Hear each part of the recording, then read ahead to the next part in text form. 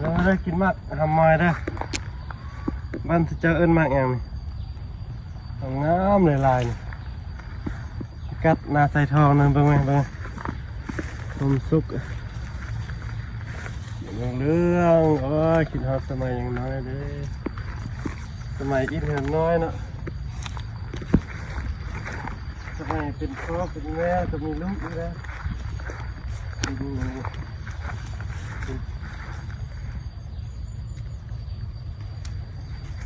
สุกก็มีนี่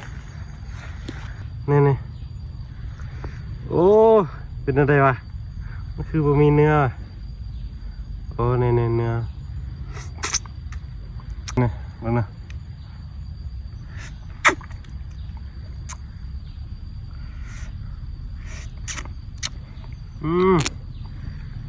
แซ่บ